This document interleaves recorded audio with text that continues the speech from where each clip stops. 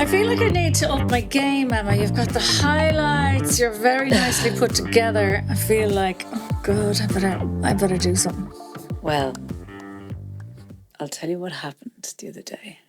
So this week I'd only had like one gig on Sunday, and it was even just mixed bill or whatever. Anyway, on Saturday, Joe was off doing something with his mate. Tommy had a party. We dropped him to the party, went up to Carrick Mines, had a moochie around. It was all fine. Very domestic day. Sounds like one of those. It was all fine.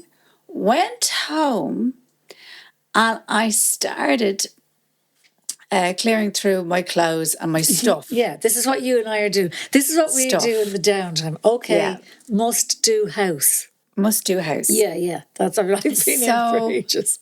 I started, but you know that like I started in the afternoon. It wasn't like a planned thing. It wasn't like I'm going to do this tomorrow.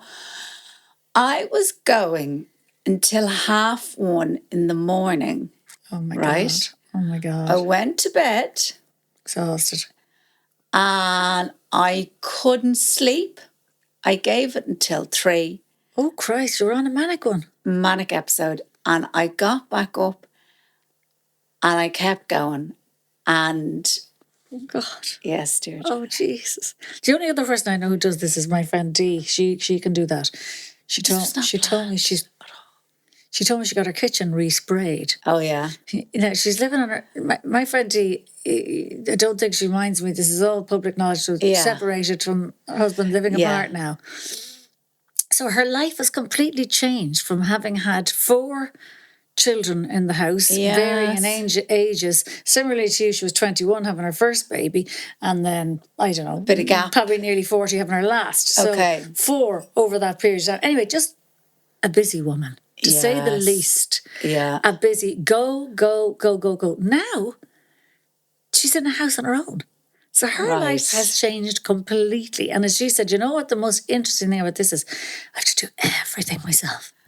She said, you really just forget, no one's going to take out that bin. No one else is going to empty that dishwasher. Yeah. No one is actually going to do anything for you ever again. It's quite a lot of admin, a lot of stuff for one person. It's a lot. It's a lot. But anyway, on top of that, just in terms of this Manic episode, and we'll get back to you now in a second, we'll go out and we had it, but don't say it. She had her kitchen resprayed. Sorry, Dee, for telling everyone your life details. I'll have to get her permission. Fabulous, beautiful. But she said, my God, I came in all resprayed, kitchen painted, thrilled with herself, and then realised, oh Jesus, I have to put everything back now. Oh God. So you have to take everything out of the presses. I get it. Every item was out for the kitchen to be resprayed. Everything had to come out. So she had to repack it. So she said, what I did was, she said, I put on an audiobook. And she said, it was about, maybe started at something like 11 o'clock in the morning. And she said, you know, the next time I stopped, I didn't stop for a tea. I didn't stop for a Lubeck. I didn't look at the time. Yeah. 7 hours later, 7 or 8 hours later, she said, I was still at it. Scrubbing, packing, cleaning, putting away. And she suddenly went, Jesus, I think I'm going to collapse. I could understand with that because she could see in front of her the job that had to be done, the starting point and the end point. Yeah. So that's very, like, with a never-ending job or whatever, but if you get into when you'll be finished... Yeah. And you start visualising that. I just, like, I totally get it. But and I couldn't let this go. No, but this is it. You obviously get into a zone and you can't stop. So you went to the clothes, which is a big job. Yeah, and I mean we everything. know now that you have a lot of clothes.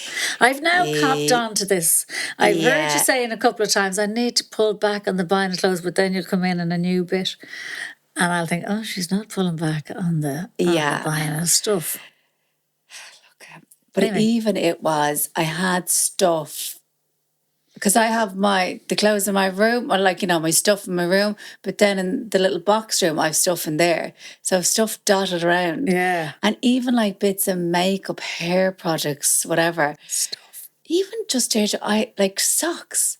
So when I needed new socks, I wouldn't be getting rid of the old ones. I'd just be mountain socks on top of socks. Though, like, shit like And that. we don't have enough room. Our problem is we don't have enough space in our houses for all this shit. And Shay would say to me, maybe he'd be finished with a t-shirt. And he's like, do you want that t-shirt, like, you know, for, like, I don't know, clean or going to bed or whatever. Yeah. And Rags for your hair. Rags instead of buying dishcloths, is it? Yeah. And for the polishing, for the Mr. Sheen. You could cut up a t-shirt and use rags for Mr. Sheen. There's no need to buy them.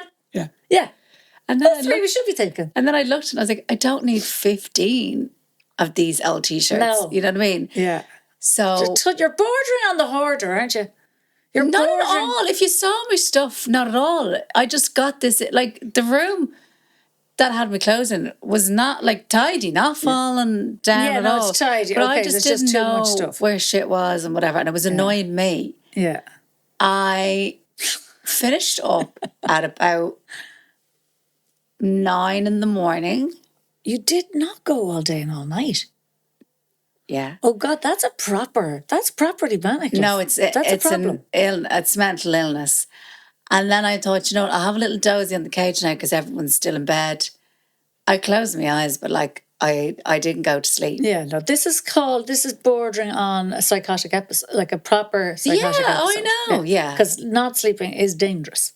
Oh, mentally ill. It tips you over into, yeah. The brain is the brain just kept fucking going. Wow. Now, I did sleep last night, but yeah, Jesus. I had, now, I have to say, I was out and I came back in and I went into the office and I went into my room to have a look at Admire. I was delighted. While I was doing this, you did great work. Oh, I did great work. The satisfaction was so great that your adrenaline was pumping through your veins. So you wouldn't get the same high from doing a gig in the 3 Arena, would you?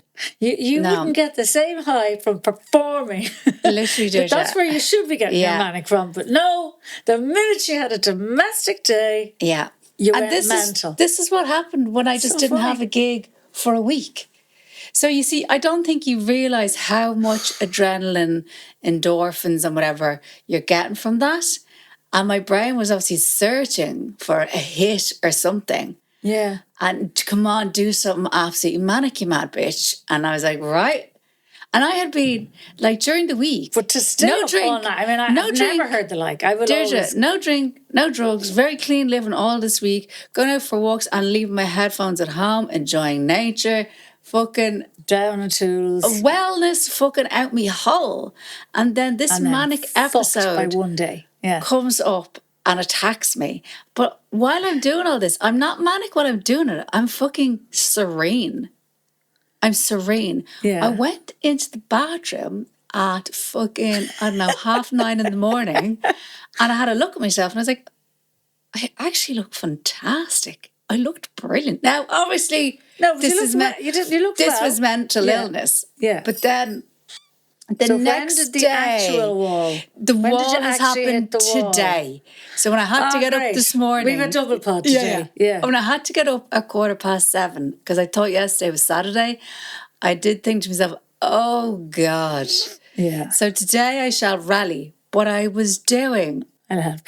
Oh yeah, no, I'm grand. I just need need a good sleep. Yeah, you look amazing. Yeah, I can't I'm fine. believe Yeah, look amazing. An all-nighter. I can't believe. I can't believe you. Like, did you? You kept going cleaning. You're talking about actually doing. It was sorting. It was like the little bits of jewelry, the little tiny things. I'll do like I could do a day. I could do 6 hours, maybe I'd usually be the same. 6 to 8 hours, but then I just reach. But I hadn't done it in so long, you see, because even when I was telling my mum, and she's like, oh yeah.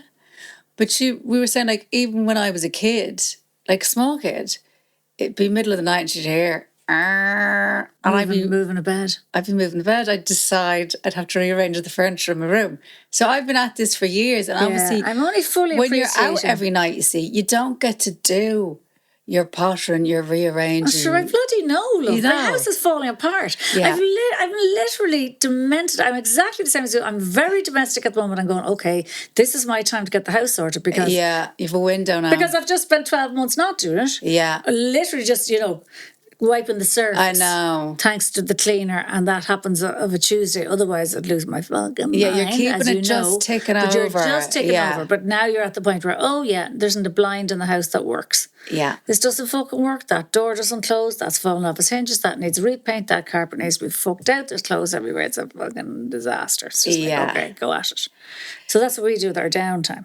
Yeah. So I'll be into the boys' room now this week, and I'm going to upend that room. I can't wait. I'm going to get them out of that fucking room. It'll be probably 6 o'clock in the morning. Get the fuck up! Well, where will you put them then? No, I think what's going to happen, by the evening. Tommy's still in school. So me and Joe are going to go at it because we'll be more ruthless.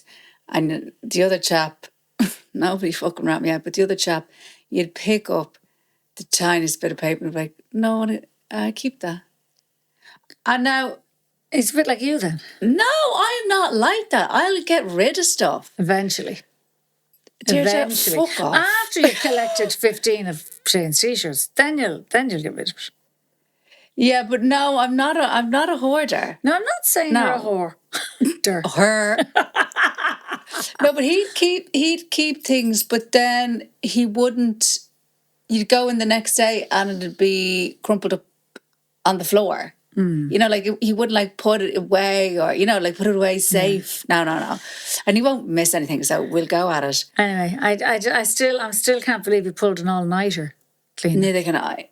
That's a new low. That's a manic episode. That is manic, love. Sorry, could somebody just send me a few volume?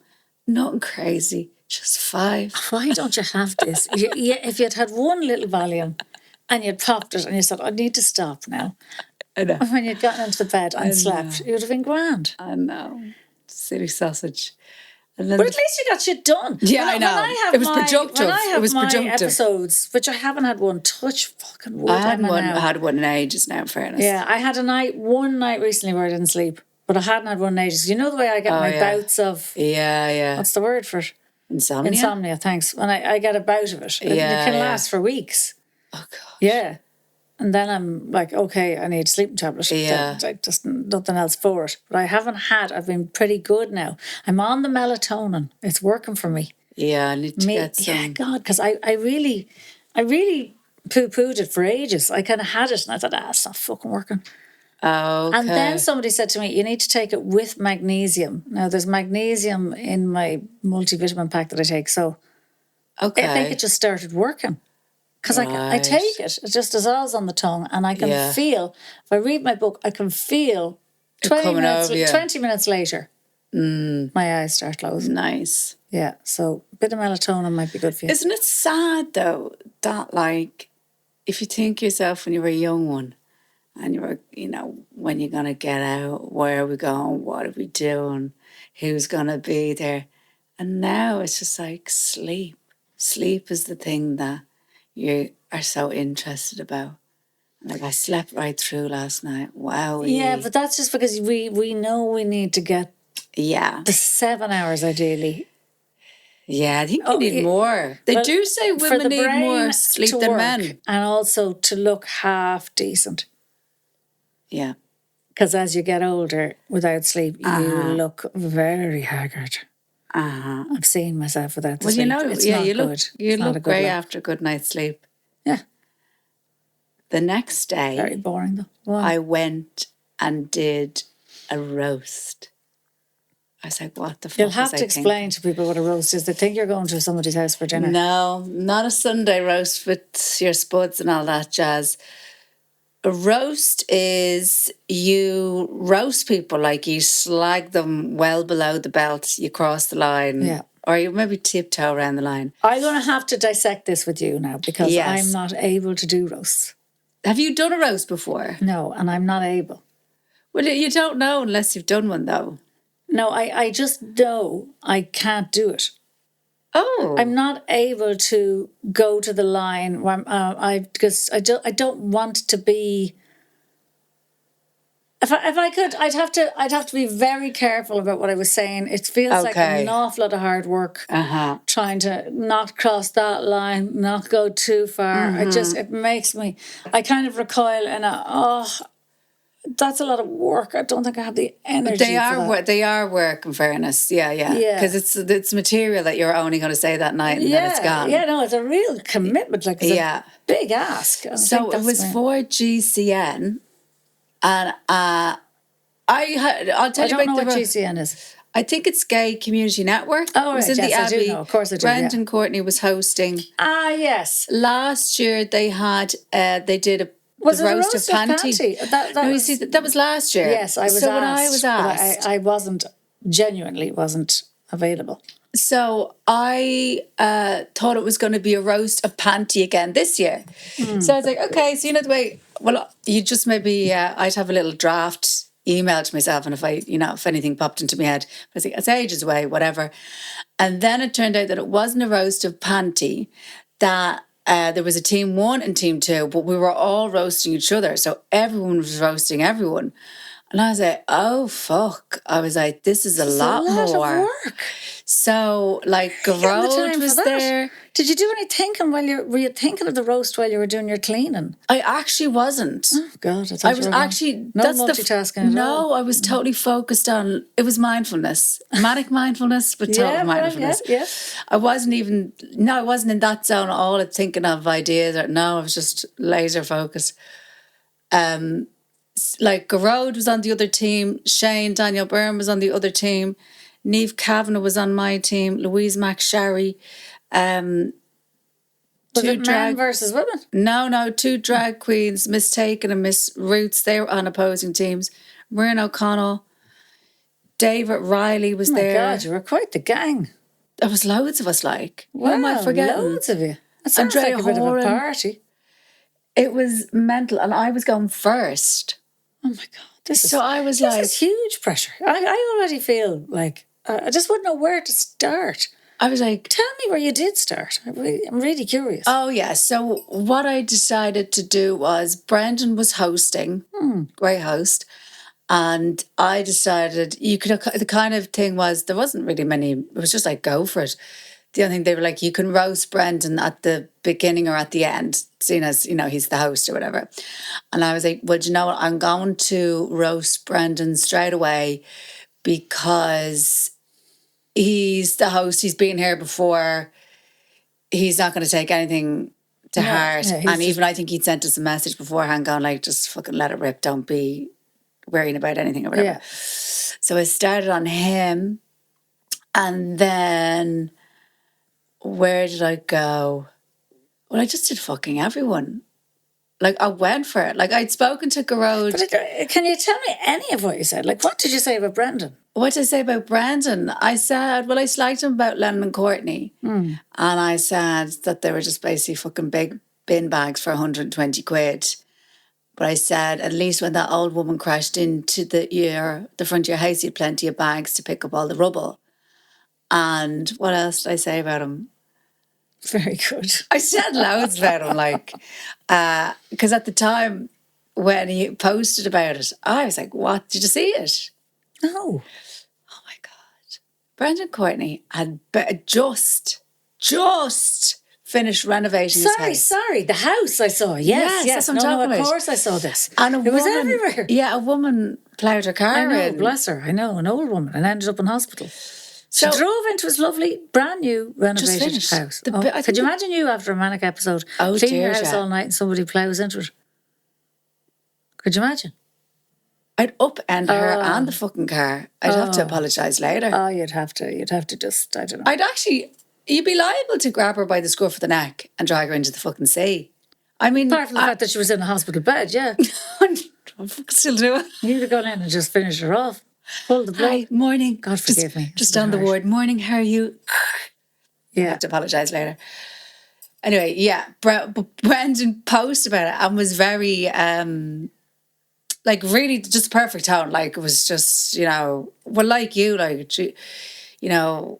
not God lover, but like, He was she's measured. okay. He was measured, and he was kind of going, look, she's okay. She Obviously could have a hit bit me. shook. He went outside. He was being very like, I was outside earlier, which he was. Yeah. I don't know if he was cleaning windows or what he was doing, but he was pottering at the front of the house. And she could have mowed into him. Oh, yes. It could have been a lot worse. Knew very quickly.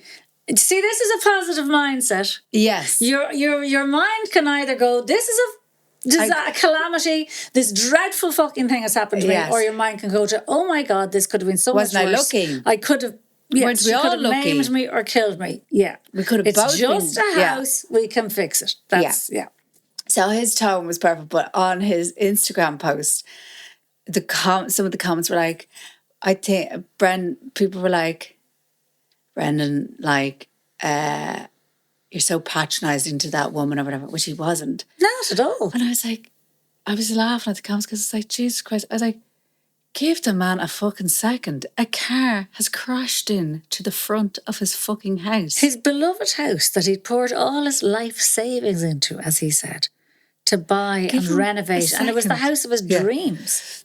Yeah. So I was slagging him about the comments. I was like, not even that could garner any empathy with the general public. Everyone was like, leave it out, Brent, and get over yourself. Yeah, she was an old woman. Could happen to anyone.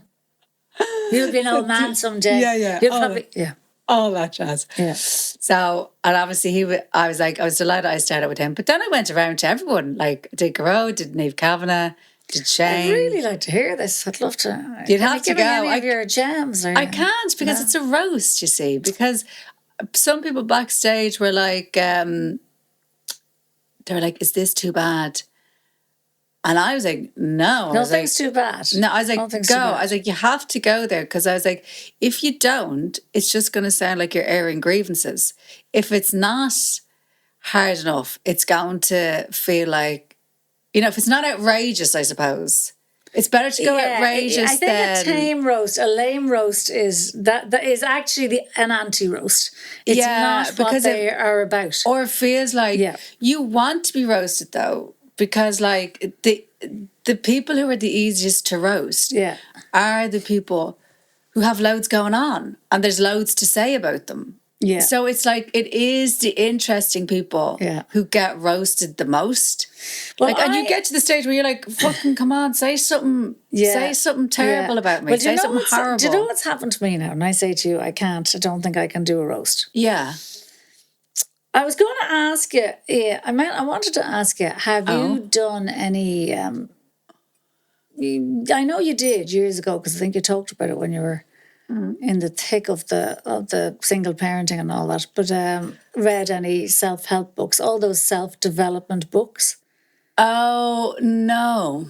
You haven't? No. Okay, so I've done years of this.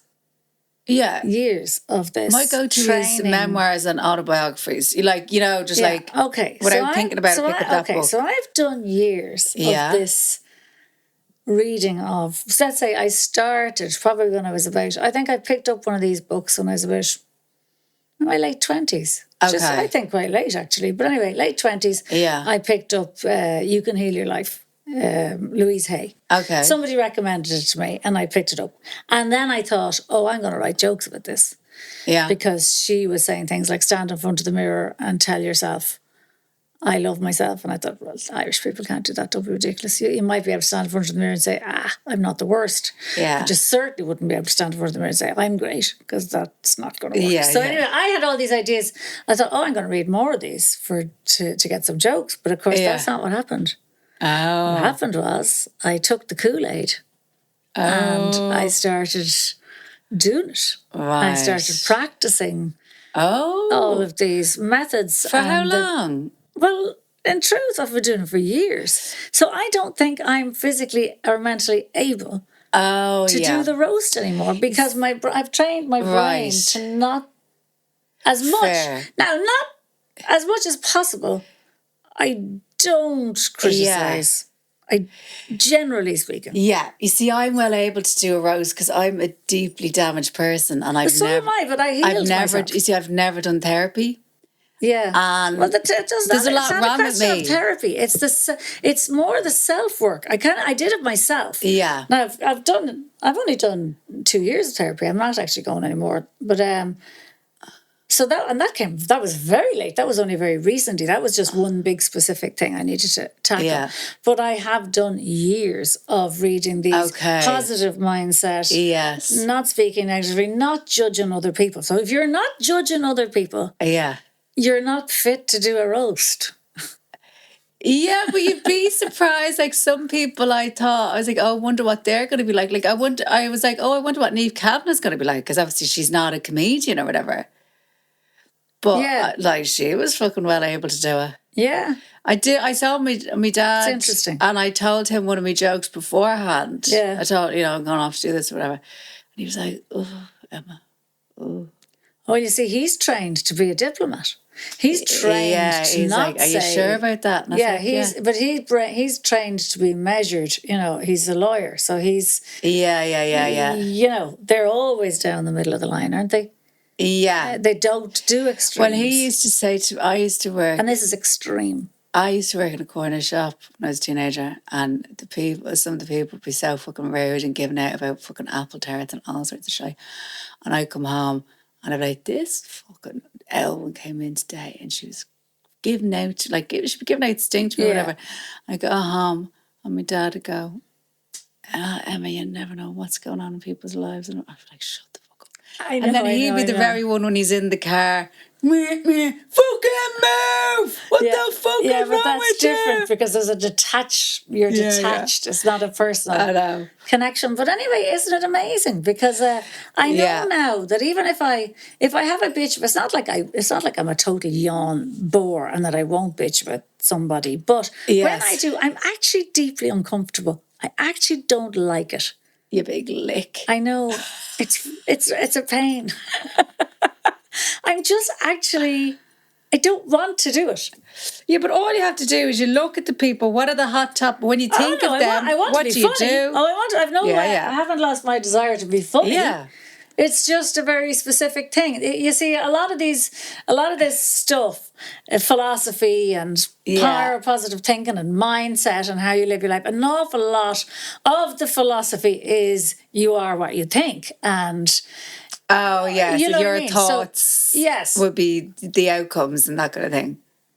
Yeah, and I know from experience. You think things into existence. I know from experience that this stuff actually works. If you... But I do try and be positive. I do try to think this is going to be good and this is going to work out and all that kind of stuff. Okay, yeah, but you see, that is it. But there's another element to that, which is just the way you speak. Usually, if somebody pushes your buttons, that's reflecting something in you. Of course. Right, it's the mirror back to you. It's the mirror, it's something that's going on. Why is that triggering you? I've actually been watching loads of that relationship counsellor. Esther Perel? No, is it? She's the goat now. It's not Esther Perel. I just actually want to see her name. Is it the Hulu show? Is it Couples Therapy? God, that's entertaining. Yeah, Couples Therapy. Oh, it's so good. I must start watching it. I've been watching it on YouTube. It's very clever, isn't it? And I find it really interesting. But what I find interesting is like some of the questions she asks, or some of the things, the little prompts. Yeah. Like somebody say, when you did this or whatever, say more about that. Yeah. And there's a very interesting one where one of the women was saying to her partner, but like when it was funny, she was like, when I tell the truth, all it does, like I try and tell the truth and whatever, and she's like, but all it does is just bite me in the ass. And if I say how I feel, I just bite me in the ass. And she said, no, she said, it doesn't. She says, you're being honest, which is to be, commended, and that's brave. But you have to accept that is going to have consequences. So she's like, it's not biting you in the ass. It's just that there is consequences from what you've said. And I was like, oh. Yeah. You know what I mean? I was like, that's good. But to remember for myself that if you say something, then someone reacts a certain way, you have to accept that that's their reaction. Yes. And that's how they feel to what you've said or whatever. So I was like, oh, that's good. Yeah. So yeah, I've been watching loads of her. But now I have to say on the roast, everyone got on great. But would you rush to do it again? I don't know. Because I did a couple of them in the early days of stand-up. because Ryan Cullen used to do roasts with Jim Elliott. He was like, but he used to put on a monthly roast. So I did one for... You see, now, to me, Ryan is built for it. Some people are just built for it. He's a particularly acerbic wit. Yeah. You know, he's hardline. Yeah. And that's perfect. And that one was you went head to head against somebody. Yeah. You know, so you just focusing on one person. Yeah. And then I think I've done ones before where it's the roast of somebody. You know, a few comedians have done that, like for birthdays or whatever. They've gotten all their comedy mates to roast them. Yeah. I'd be well able to be roasted. Yeah, I don't think I'd have no issue whatsoever. No, I've no issue with being roasted. No, and nothing. No, nothing. There was great. But I think I'd have to work very hard to roast the other people. I think I would. Yeah. I've diluted myself. I can't think of another way of putting it. I wish I could fucking say the same. Yeah, no, but you see, it's years. I have a stack of those books beside my bed. Oh, really? Oh, for the last 30 years. There's always a book beside my bed. Is there one that I might read? Okay. A page before I go to sleep. It's to reset my head. Oh, okay. And in fact, when I lapse, and I could actually say at the moment, I can almost feel I haven't done it for a while. Okay. And I can feel myself lapsing and I feel uncomfortable. I go, oh, you've stepped off. You're not doing it. You're actually not doing your meditation. You're not doing your mind. You're not in your zone. You're not flowing now. You've lost. You're off track. And I go, yeah, no, you need to go back. But isn't it a thing though?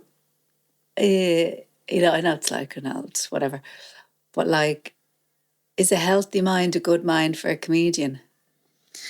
It's fine with my stand-up. Yeah, it's just very particular to a roast. Yeah, it's never because I had the worry, I had the fear. Oh, this I'm going to take the fucking edge off being. It doesn't. It absolutely doesn't, and I have no fear of going to the dark side in the stand-up. Yes, whatsoever. Because come on, you can't dilute that. Yes, but the roast is something else. It's like, personal. Yes. It's personal. Direct like to the person's face. With drink, people that drink on stage, I don't. It's like, if I don't have a drink when I'm gigging, am I going to be as good? And you're like, yeah, you will.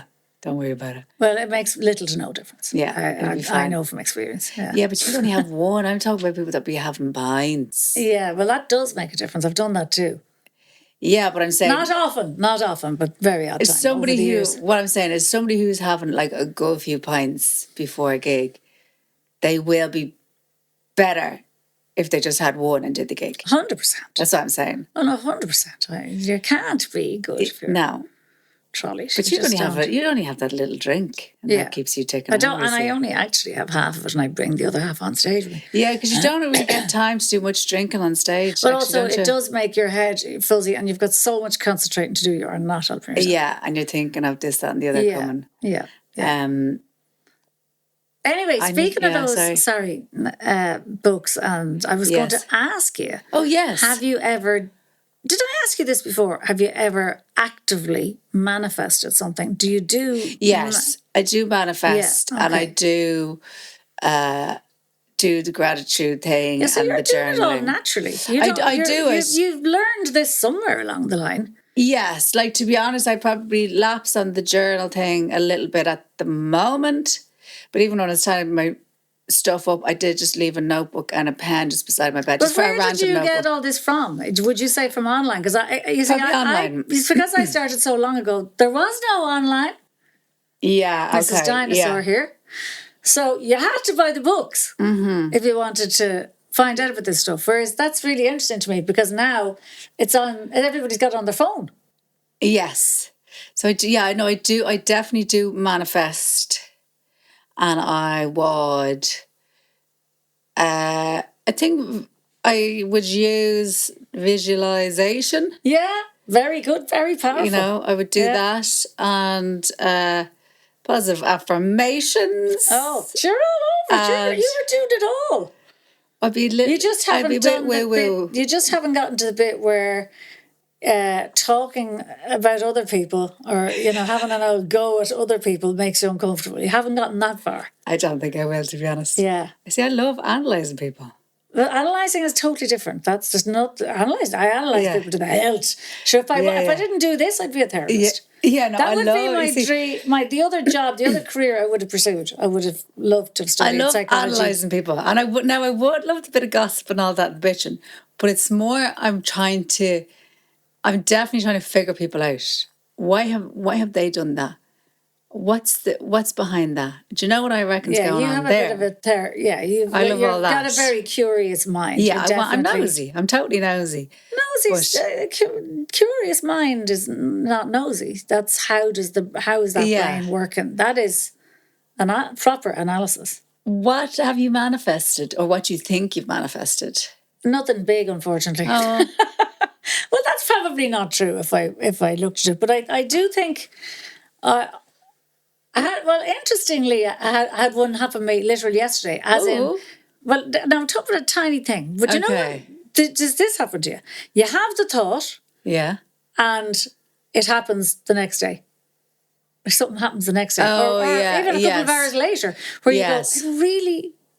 Could you help me with this? I need to find a way. I'd say, for example, back to Daniel. Daniel's my main occupation at the moment. Yeah. Because he's off school. 17. Yeah. What am I going to do with him? He needs a job, right? Now he's at the moment. It's very hard to get them the jobs. Very hard. So this has come up, and he's training a couple of days a week. So, thank God, that's good. He's in a couple of days a week, he's in training. He goes to the gym most days, fine. But then he's lolling around. He's lolling around, scrolling on the bed. So I can feel my irritation building, and I'm thinking, no, I won't be able to look at this now for 2 months. And I'm literally going, do you see the way you had that choc ice there, and you've left the wrapper on the windowsill of my nice living room, and you left the plate on the floor? Go get them flat. And I thought, okay, now it started. King, queen, nag here is going to be nagging. Am I going to be nagging there for them? And I thought, no, he needs a job. So I got into this. I said, Dan, can we just talk about a job? Right, okay. I said, let's get down to this. I said, have you got the time? Because we're nearly it's the end of June. Yeah. He's got no training in July. So he said to me, yeah, I really do want a job. He said, it's really hard to get one, Mum. So I said, okay, I need to listen to this now. I said, right, okay. And what have you done about it yourself? I've sent CVs here, there, and everywhere. Okay, grand. I said, but have your mates got jobs? Yeah, loads of them. Okay, and how did they get their jobs? Their parents knew somebody somewhere. Yeah. So he then says to me, are you telling me that you don't know anyone in Dunleary who can give me a job? And I thought, fuck. I don't know somebody who can give him a job. And I was racking my brains.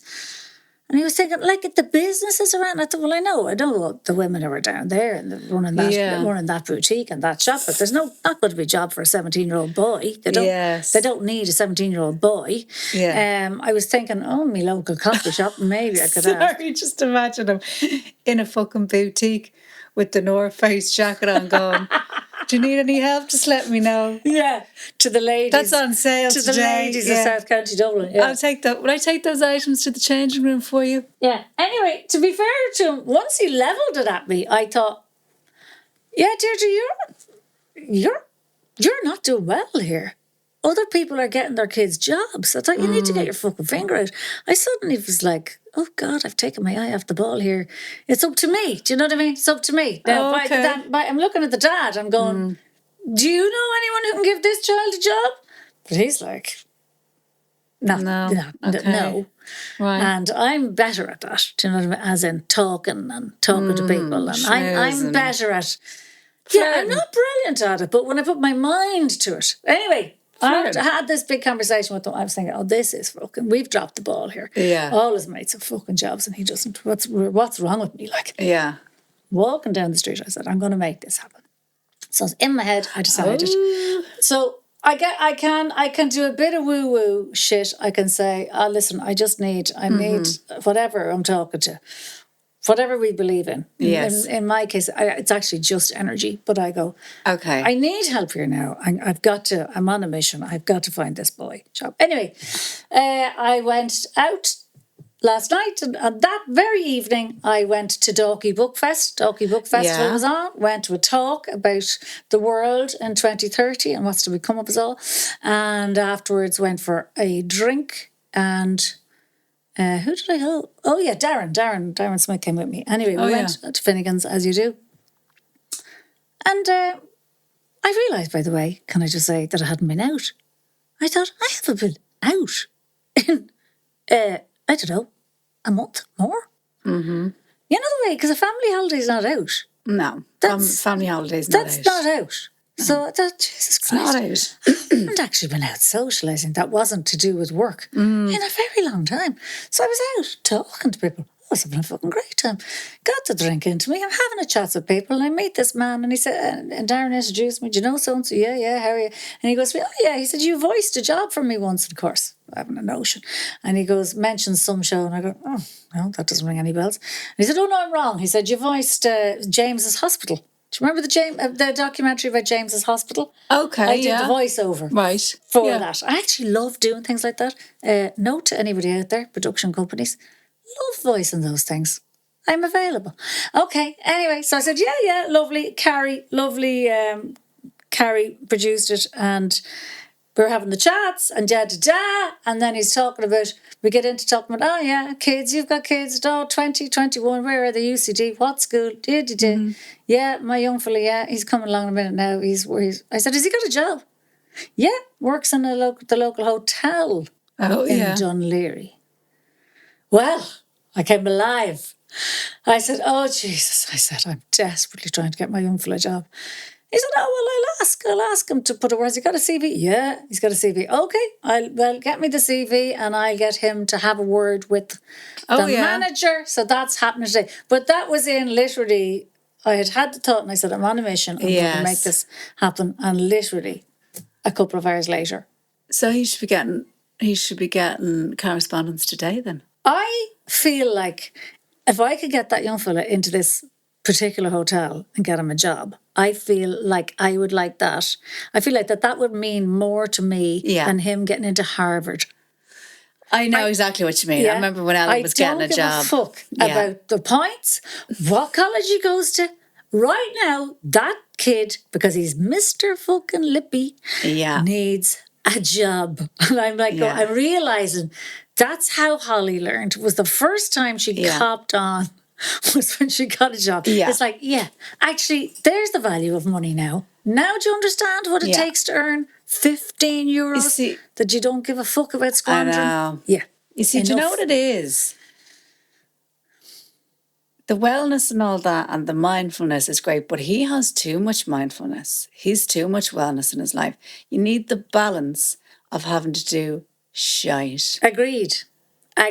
Very important. And his brain, by the way, is... if he could have a career, it would be a scammer, scams. That's where he puts his energy. He got into Marley Park for free there last night to see Olivia Dean. He did not. Oh, he did, yeah. I'm going to that. I said, you've no ticket. Yeah, I'll get in. How did you get in now? Because I know Marley well. This child.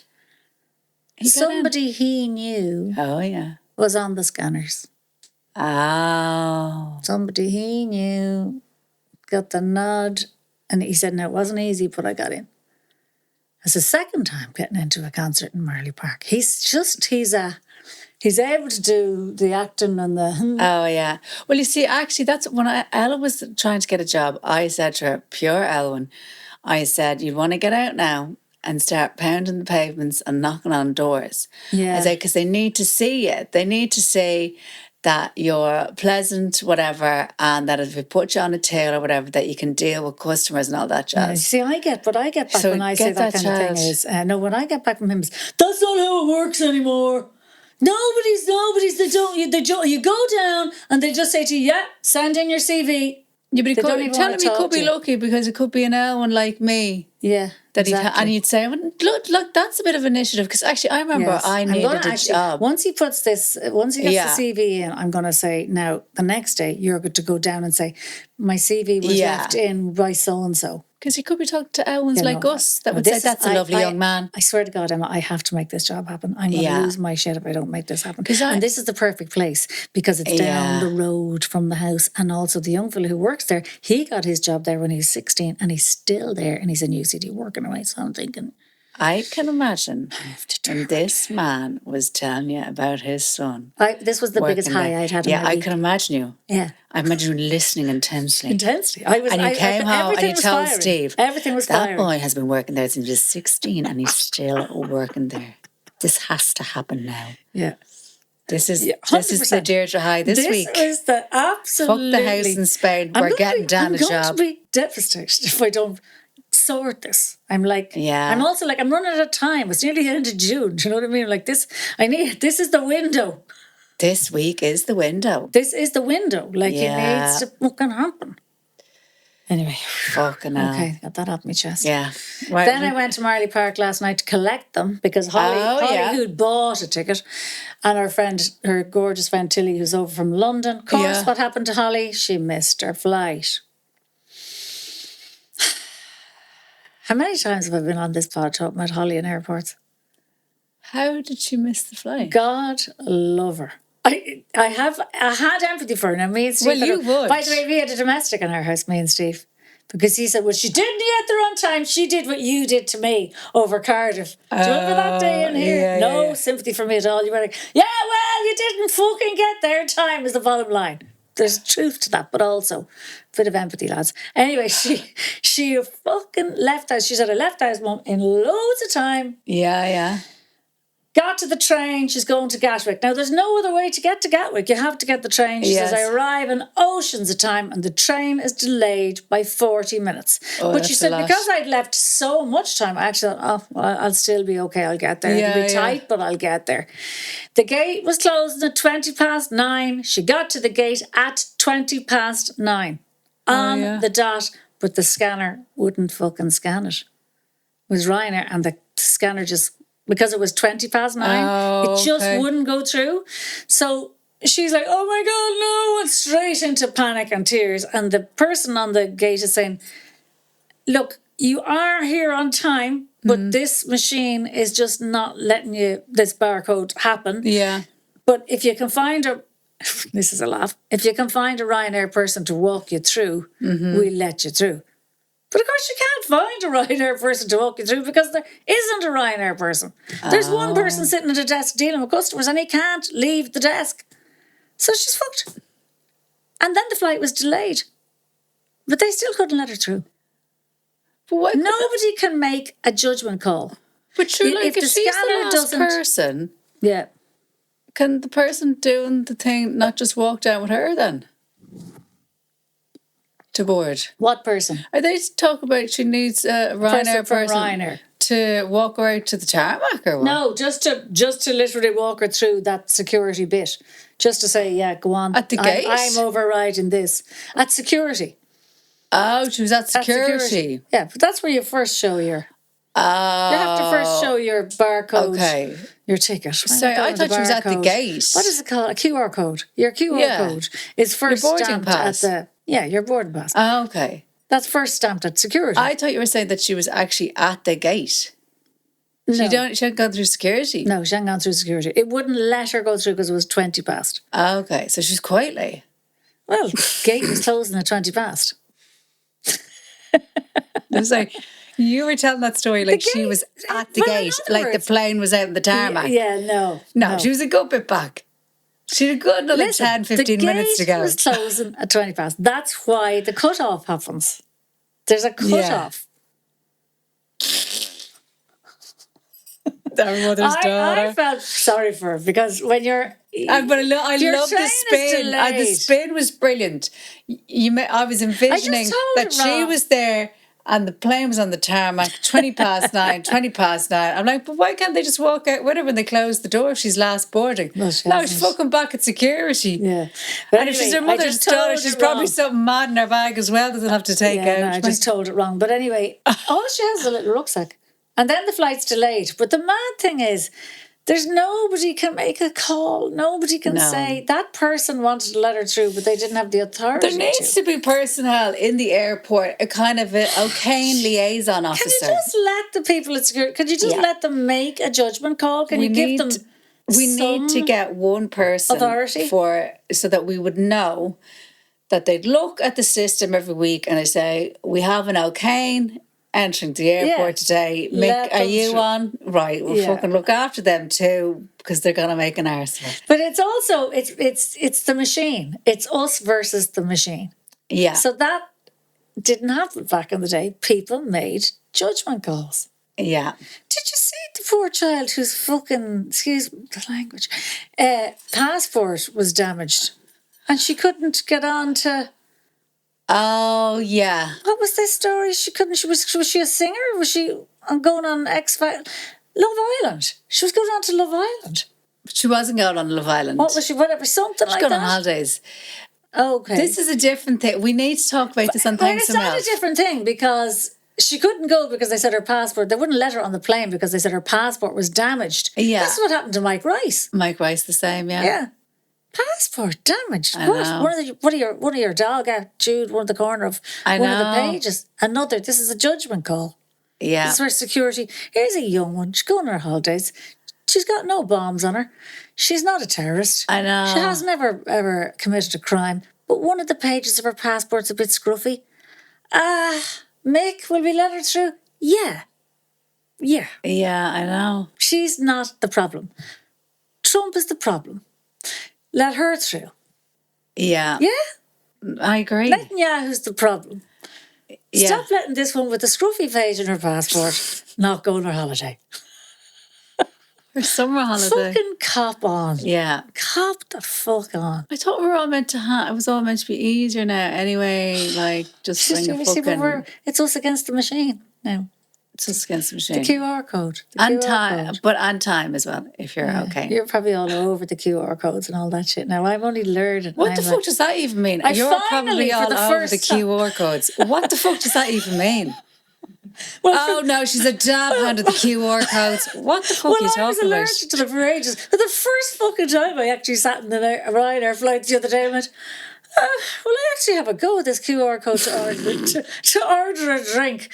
You know, because normally I'm just like, the life's too long. But I actually sat in the seat and I went, I'm going to give this a go. And I ordered me gin and tonic. And the next thing came down to me first, I said, why have I not been doing this? Nobody likes a QR code. The worst thing is... Young ones love it. They don't want to talk to anyone, you see. The head goes down if I go in somewhere. And they're like... So even if it's like, if you want to order the QR code, give me a fucking menu. It's a piece of cardboard. No, girl, this is generational. The young ones don't want to see a fucking menu. They don't want to talk to anyone. Hand. This is why they've no social skills. They don't even have to say, can I sit there? Do you mind if I sit there? What the hell? Is that table free? No, they don't want their fucking... The head is down. They get to the table... Phone at the QR code. No. I won't have to speak to anybody now. I won't have to have any human interaction. That's what you thought I was doing. You thought I was mad for the QR codes. And I was doing everything. Fucking getting me petrol, getting me lunch. Up to my eyes in the QR codes. No, Emma's not right in the head. She's very unsocial. Had a manic episode there the other night. No, she needs a QR code. We're thinking about doing the podcast as a QR code now, just to make it handier for Emma. I wonder would there be any listeners who'd like a QR code? But for what? Like, what you'd like a QR code? For keep it tight. Just merch, coffee, I don't know. We just sell a QR code. So just scan the QR code. Won't bring you anywhere, won't do nothing. I just thought, with the age gap and all, and you being the younger one in this scenario, you're probably very, up with the QR codes. You think I'm fucking Bill Gates or something? You're tech savvy compared to me. Oh my God. I am not compared to me, Emma. Look at me on a laptop. It's a fucking heartache. I'm up the walls. Deirdre, I don't like tech. I don't like computers. I don't like any of that. But we have to learn. Oh, here we fucking go, a TED Talk. We have to learn You have to. What are you going to do with all this positivity and all this mindfulness if you can't use it for something? Look, there's a QR code on your bottle there. Scan that. I agree. Scan that. I agree. That was the reason I agreed to go on Instagram. That suit you lovely. What? Win one of hundreds of flights. Scan to enter. You need a few extra flights. That'll do you the world of good, wouldn't it? The QR code. Honestly. Maybe we have to go. Is it time?